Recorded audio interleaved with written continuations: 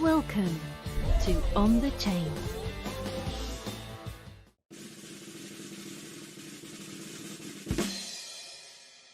And there he is. What's going on, everybody? It's the blockchain backer. And today we're talking about anything. Yeah. Thank you guys for having me on your show. I appreciate it. Yeah. I wanted to talk a little bit. I want to talk about your NFT project because I want to talk a little bit about this and kind of how this came about, because it's really, I think it's super understated, and I think it's really very, very cool. Let's look at this. Let's throw it up on screen here so we can kind of take a look. We put a lot of work into this for a very long time. If you look at this one, notice his tinfoil hat. He's got just like kind of the little pokey thing coming off the top. We played with several different tinfoil hats, and we thought that was the most ludicrous and stupid one there was, and went with that one. I mean, it's really cool, man. And then the reason for that one is for like people who watch my channel, they know that like I'll always say like magical fairy unicorn dust and puppet masters pulling the puppet strings, and events happen when they're supposed to happen, and all those different things. And that, you know, whether I'm wearing a tinfoil hat or not, things just seem to happen when they do. So people who watch my channel, that was kind of the theme of all of these, is that they're artwork, right? They're not promises of anything that there's any utility to go with them or anything like that. It was really just to go above and beyond on the actual artwork out there. That's awesome. To do something bigger than we had ever seen before. And then at the same time, really incorporating ideas of people who actually watch the channel. He was fighting extradition as Sam Bankman-Fried until he spent 5 days in a Bahamian jail. Then he's like, I think extradition sounds good. You know? I've been thinking about that a lot. Like here I am, like living my life. I'm over here on this live stream with On the Chain. I got this like nice sweater on. There's a dude, like he's in like a bad prison right now. There's no special treatment over there. No, man. There's no special treatment in the box. Dude. Yeah, I was like, you know, you don't want to get yourself in that kind of trouble. So, but I was sitting there screaming Bitcoin's gonna crash for months on end during the whole Elon stuff and everything like that. And like within like several days after Elon had bought, I was like, all right, it's at 65% exiting. I've completed my exit plan. I'm out of Bitcoin. I'm done.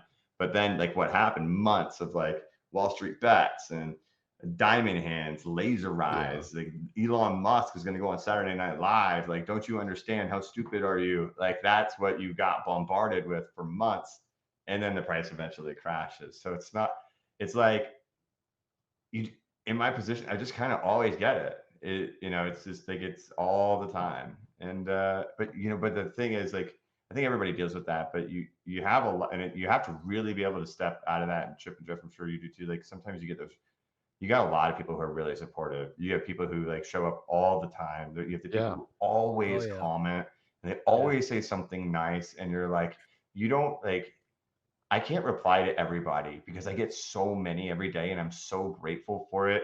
But like, just so you guys know, when you're watching a YouTuber and you say something nice, it does make them feel better. They might not be able to reply to it all, but your comment does get read most of the time, I think.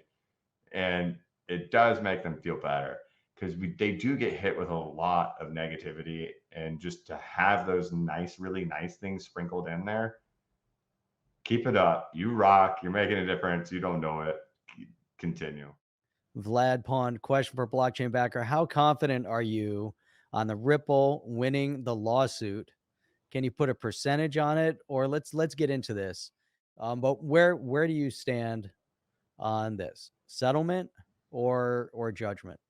This is definitely a field that, you know, I've of course spent a lot of time thinking about it, but I have no way to know. I just have no way to know. I'm not educated enough on the topics or to have the experience of risk versus reward and win probability rates for it to be like, what is the right decision for Ripple? What is the right decision for the SEC? Any guess I make would be the most uneducated guess that could ever happen. And so I've like just recognized that, dude, I have no idea. I mean, we can all watch these YouTube videos where like they create all this hype and this excitement of it's going to go this way or that way, but like we don't know what goes on behind closed doors because we haven't seen everything. We don't know how bad it really is for like the SEC. Is it that bad? I don't know. Like, yeah, they got the Oh, I have a emails and feeling. stuff. Yeah, I mean, I have a feeling. I totally have a feeling, but I can't quantitatively put a percentage on that of what I feel, or what they're willing to lose. Or, dude, these politicians, man, they play so dang dirty, dude. They may already have a backup plan to where if they lose, they've already got, they like make the call, you know, Elizabeth Warren implement the new bill because we just boom, Well, new bill comes into play or something. You know, who knows? but if you had to, like, if you just like, what's your gut say right now? I mean, win, Yeah. not win. I mean, split the baby. What do you think? The problem is we don't have any historical context to know how it could go. Like, I want to say that there's, you know, first of all, this is all speculation. I have no way to know. Totally, I'm not accusing anybody of anything. I have absolutely no way to know. You know, the issues reside there with, you know, Brad. He sold a tremendous amount of XRP while saying that something different on CNBC. You know, Yeah. Well, CNBC is is that not good? really the judgment. I would give more, would put more stock in Fox Business, but So right now, you know, with just in the market in general, like, um, there are a lot of the FTX situation in itself is real weird. It's still just kind of like digesting it as it has happened right now. And I, you know, suspected like things were weird a little bit, but it wasn't until like I actually had written in my newsletter, like I went into this deep dive into the US dollar currency index.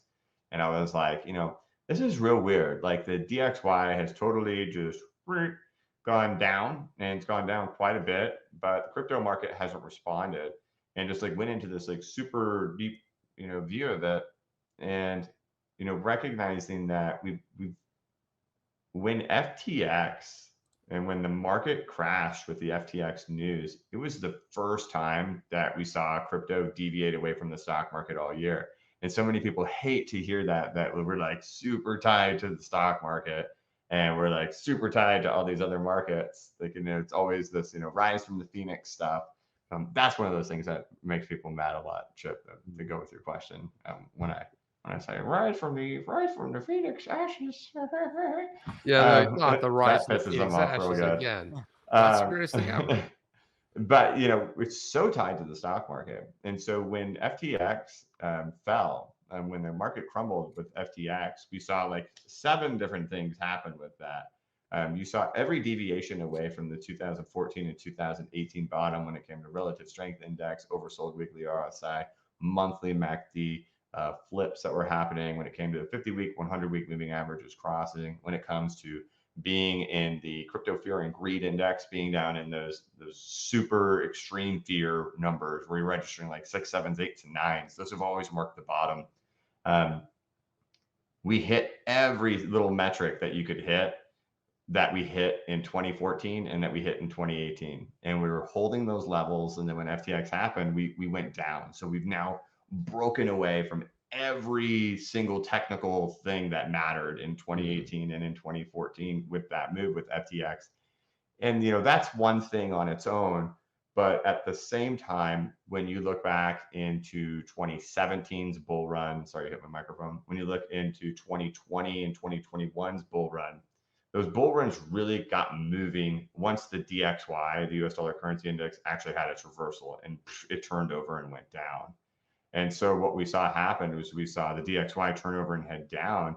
And I'm not sure if you've paid attention to the Dow Jones Industrial Average, but it's Yeah. retraced, you know, 70% of all of 2022's fall, right? So like we've seen like gasoline go, we're back in 2021 pricing for gasoline. We've seen the Dow Jones ramp all the way back up, getting within 5%, 7% of its previous all-time high.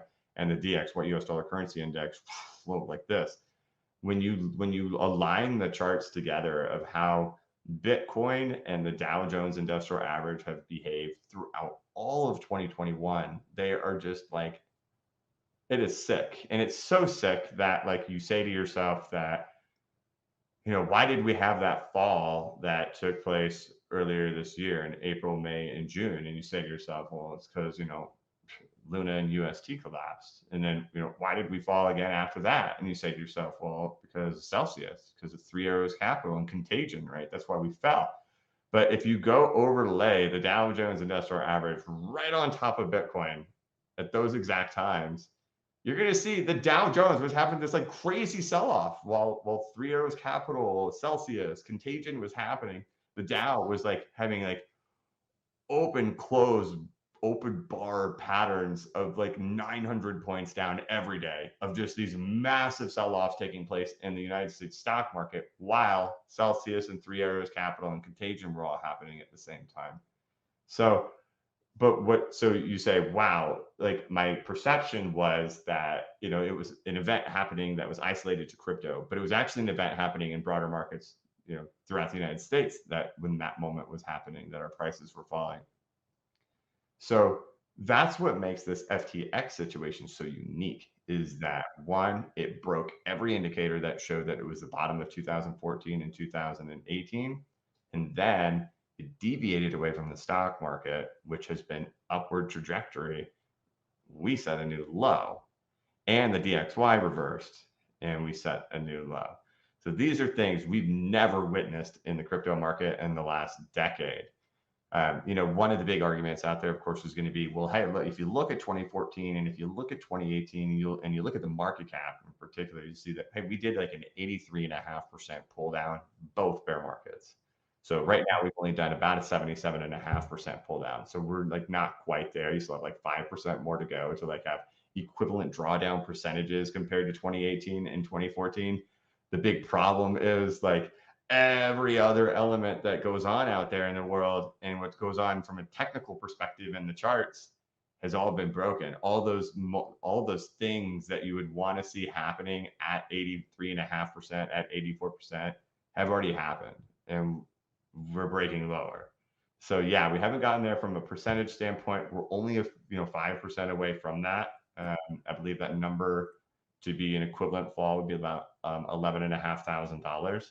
The only problem is we don't have the same technical indicator behavior, and we're definitely getting something weird going on with the US dollar currency index, which flipped over, which, if you'll remember, the last time it flipped over, that was in March of 2020, right? So what did we have? We had the C19 sell-off, and then what happened?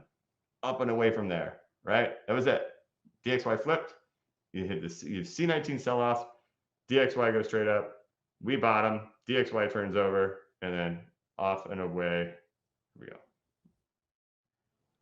That's it for this one, everybody. Thank you so much for watching. If you could, please like this video and give it a thumbs up. If you're new to this channel, please subscribe and hit the notification bell so you can be notified of when Chip and Jeff create new content and when they go live. As always, this is not investment advice, and none of us are financial advisors. But if you ever need to pick me up or a little bit of reassurance, just remember that Chip, Jeff, and BCB got your back.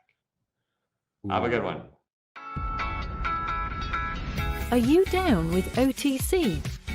Please like, subscribe, and click the bell to be notified when the next video drops.